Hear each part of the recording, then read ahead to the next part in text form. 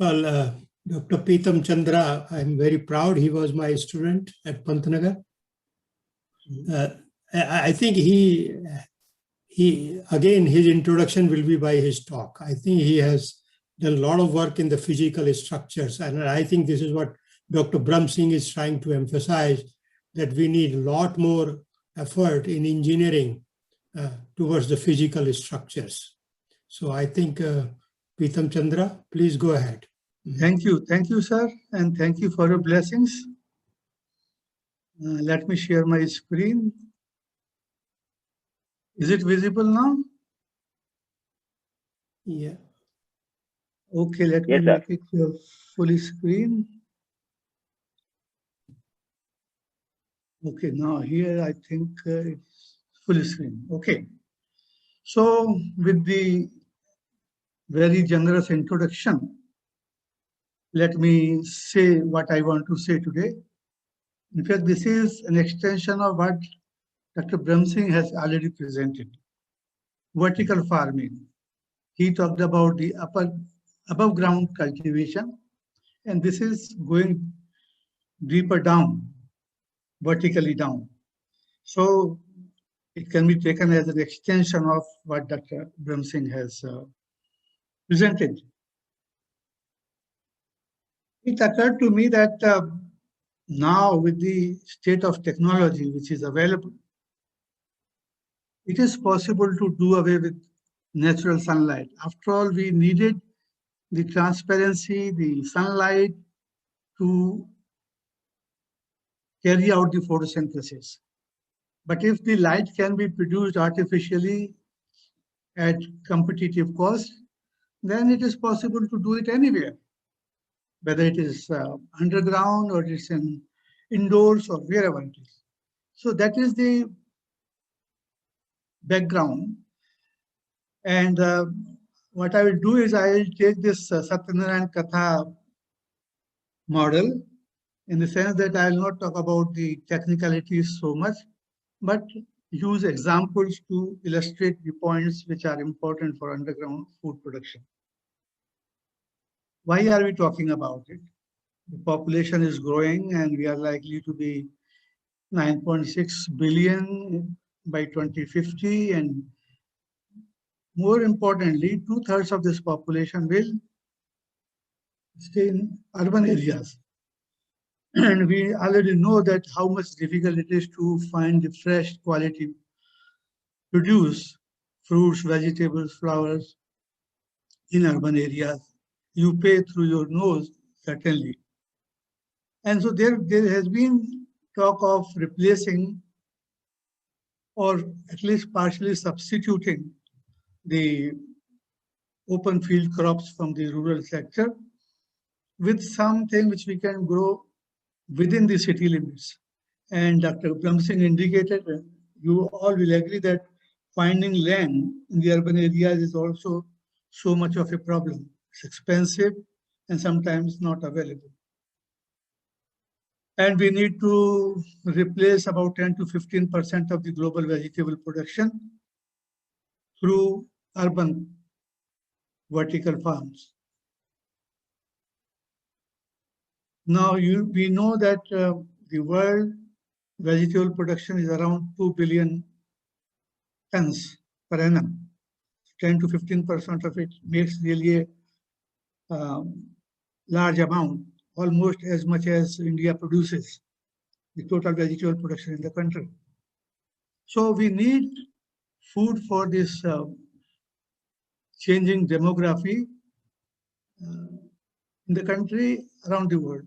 I remember one comment from Dr. R. Chidambaram, who was the principal scientific advisor to the Prime Minister several years ago. And he said that we don't have to develop technology for everyone. India is such a vast country that you could do certain things for a certain section of population, and then it becomes useful for others also. He was talking in the context of phytotron facility in IRI, which is a similar kind of thing. So the urban dilemma is to access the land which is extremely low in a density ecosystem, and the prices are extremely high. Therefore, a viable solution for sustainable urban food production is to produce maximum volume of food on a minimum land area while using minimum resources and generating minimum waste. So these are all considerations put together in one statement. Constraints in above ground vertical farms, because this is what Dr. Bramsingh talked about, and he would agree that very high cost of construction. First of all, finding the land itself is so difficult because the structure is exposed to environmental variations. The cost of environmental control is excessive. And when these climate is changing so rapidly, we don't know how to cope up with the cost. Energy expenditure for environmental control and other operations is excessive. And the whole thing is exposed to the vagaries of nature and calamities. So the maintenance cost would be high. A typical underground space for food production that we are talking about, you have a zone at the top, which is called soil zone, where we grow all the crops. Then there's an intermediary zone where nothing much is done. Then, of course, there is a capillary range and groundwater. So we are talking about this intermediate zone where there's a lot of space available and we could make use of it for food production or any other commercial activity. In fact, one of the main reasons in talking about this space is the fluctuations of temperature. As you can see, as we go deeper down in the ground, at about 3.5 meter depth, there's hardly any variation in the temperature of the soil. That means, and it is around 22, 25 degrees Celsius, depending upon the location. So you can see the temperatures deep down in the ground are so congenial for doing everything without incurring excessive costs. So now let me briefly talk about the benefits of underground food production before I move on to the examples. It produces healthier and tastier food for sure, because we are taking care of all the nutrients and the growing environment. No chemical runoffs, so the environment is not polluted. Almost no waste. No need for pesticides and agrochemicals, which is true for the above ground vertical farms also. Lower water consumption, year-round production, enables farming in hostile above ground environment. This is one of the main reasons that whatever happens on above ground, it is not going to bother our food production. Minimum environmental impact, and it's possible to build large and productive farms in hostile environments such as deserts, tundra, and even mountainous areas. I'll illustrate these issues in the examples now. Now, as I said, the most important constraints was the light for photosynthesis. But let us realize that photosynthesis uses only 6% of the available solar energy. The solar energy that is available on the Earth's surface is about 1000 watt per square meter, annual average, and we are using only 6% of it for photosynthesis. That too under certain specific wavelengths like blue and red. Solar optics, which employs stamped plastic Fresnel optical lenses, which track the sun optimally and direct sunlight deep into the interior. So this is one technology where the sunlight in the desired quantity can be transmitted to the deep ground. Another product of recent technology, of course, is the photovoltaics. We already know about it. It means of converting light directly into electrical energy and then reconverting the PV electricity into light in conjunction with light emitting diodes. So we'll take up a few examples of growing underground. One facility located 33 meters beneath the Clapham area in London. This is basically a former air raid shelter. So it was lying vacant, and they started using it for food production. Consisted of a sealed room fitted with sophisticated hydroponic system, about 1 hectare of growing space, customized ventilation system, and low energy LEDs for the lighting. Because the irrigation system is closed loop, 18 cubic meters of nutrient-rich water necessary for crop growth are recycled on site. Uses 70% less water than traditional open field farming.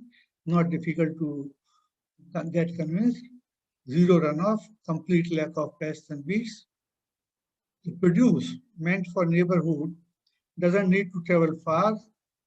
Slashing food miles, which is very important criteria today for being sustainable. Its business model is more cost effective than the UK's traditional greenhouse farming. So this is one comparison with greenhouse farming. So you can see very successfully they are doing it, and the food is being marketed to, of course, the select few. This is the photograph which Dr. Brumsing also showed, Arrow Farms in New Jersey. Uses an abandoned dancing floor in Newark. Uses aeroponics, LED lights for photosynthesis. There's no use of any pesticide or fertilizers. The rectangular apparatus is a stack of growing beds, each about 20 feet long. It resembles a gigantic fridge, missing its outer casing. So it's like stripping the giant fridge and removing the walls and the roof. But instead of being used to store greens, they are growing inside. Has grown over 250 types of leafy vegetables in this facility and sells more than 20 varieties of greens such as arugula, kale, and spinach. Yields are 390 times higher than would be possible on conventional arable land. In comparison to greenhouse, it would be probably 4 to 5 times. Water consumption is also 95% lower than for field crops because of the aeroponics. In hydroponics, this figure would be something around 70%. Increased crop yields by as much as 70 times compared to traditional farms. Field farms produce more than 900,000 kilograms of lettuce annually on approximately 7,000 square meters. So you can work out the productivity. Then you have multiple crops per year. So this is how leafy greens under completely artificial lights can be grown. This is from a real facility. This is from France. In Paris, the facility is called Cycloponics, converted in 2017, a former underground car park that had been empty for years. They grow mushrooms, endives, and various vegetable and herb shoots, also known as microgreens, in an area measuring 3,500 square meters, less than an acre. The fungi release CO2, which the sprouts absorb as they grow, and all of the organic waste is composted and reused. So you can see the carbon dioxide enrichment is through microbial growth, not using synthetic carbon dioxide. Since all production takes place underground and all light has to be created artificially, cycloponics deliberately chose mushrooms that require very little light and chicory that does not require any light at all. Salads and microgreens that do require light are supplied via energy-saving LEDs. 100% of the electricity for them comes from green electricity. No pesticides are used, meaning all the produce is organic. So this is the facility in Paris, underground facility. This is the aero farm which Dr. Brahmsingh also showed in his presentation. This is an underground farm in Korea. As you can see, this is in the mountainous region. So this is the entrance to the underground farm called Nexton in South Korea. Food farm is a former highway tunnel which has been abandoned, located 190 kilometers south of the capital city of Seoul, growing salads, leafy greens, and strawberries beneath mountains. The 6,500 square meter facility naturally maintains a temperature that ranges between 10 to 20 degrees C under that so much of soil. Translation to lower energy is spent for cooling or heating. Lower labor costs by automating various operations. Again, no pesticide, no herbicide, with sensors monitoring humidity and CO2 concentrations. Customers receive both healthy and affordable products. So with so many examples, I think this is very clear to all of you that it is doable. What technology we really need for growing food underground includes hydroponics and aeroponics for nutrient supply, and which is very well developed, processed, natural, solar or LED technology. And since only 6% of the available sunlight is used, so it is quite cost effective to create this kind of light environment, elevated CO2 levels, no nutrient runoff, no pesticides, deep down constant temperature of 20 to 23 degrees Celsius, depending on where you are, as I said, 70% to 95% less water than traditional open field farming. Ventilation and humidifiers are required, automation, and in fact, I would say intelligent growth solutions would have to be utilized. So creates a stable environment for the plants unaffected by the vagaries of climate change. That is the biggest plus point for this technology, whether it is flood or it is drought or it is hailstorm, doesn't matter. At that depth, we are safe and doing things unhindered. Economics, underground farming systems make use of complex and new technologies which are capital intensive for sure, as compared to traditional farming and compared to even greenhouse farming. Costs of building and operating underground farming systems at present are very high and limit the type of crops that are economically viable. Need to make efficient use of energy and labor, the main operational costs. And the cost of digging varies from one region to another, but the technology today is quite effective and possible to be used and gets more expensive the deeper we go. So if we are talking about only 3 to 4 meter depth, costs are not very high. Underground food production in India, why we should do it here. Present day tunneling technology permits creating underground spaces for production 3 to 10 meter below ground level. Homegrown hydroponics, aeroponics, control environment, control LEDs, artificial intelligence technologies are possible and available.